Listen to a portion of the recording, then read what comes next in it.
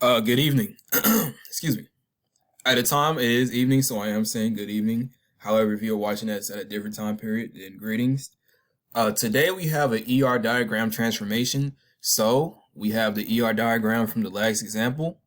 And so let's get into the transformation.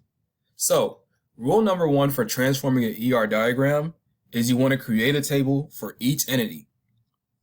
You also want to specify the primary key, either with PK or a key emoticon. Then you want to have the data type, the null status, the default value, and specify the data constraints. And that's pretty much it for rule number one.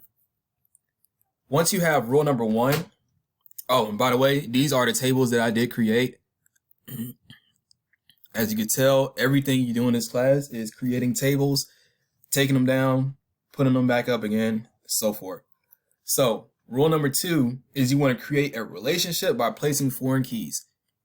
So you want to get the foreign keys and you just simply want to add them if you have them. And you want to specify the foreign key by putting a FK. So after you specify the column properties, the primary key, you create a table or your relation for each entity. Now, the fun part, you want to put it in a horizontal notion. So each one you want to put in a horizontal notion. So for each one, as you can see here, this one goes to this one goes to this one is made for this one. You just want to take all of that from the table, put your foreign key first, your primary key first, not your foreign key, which will serve as the identifier, and you just make that table or that relational schema, and you just put it horizontal. So all you gotta do is just take the elements, just put them horizontal. Now, to fluff this video out a little bit more, some relationships, you have to remember at all times, there's certain specifications for certain relationships. So for instance, a many-to-many key, you got to have an intersection table. You have to have an intersection table. Another thing is when you have a one-to-many, you always want to put the primary key in the many side.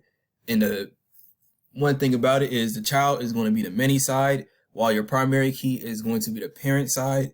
And you always put it in the child spot. The child inherits that primary key. You give them the key, it's like literally is just inheriting something from that table. You kind of don't want to put more than one primary key in one thing. That kind of messes it up a little bit. But that's pretty much what we have for transforming ER diagrams.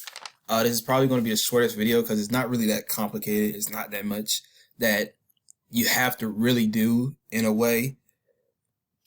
And I'm using this term to beat you over the head with, but it is kind of not necessarily straightforward, but it's right there. It's one thing that is probably the easiest in this class, probably with creating a list and breaking it down.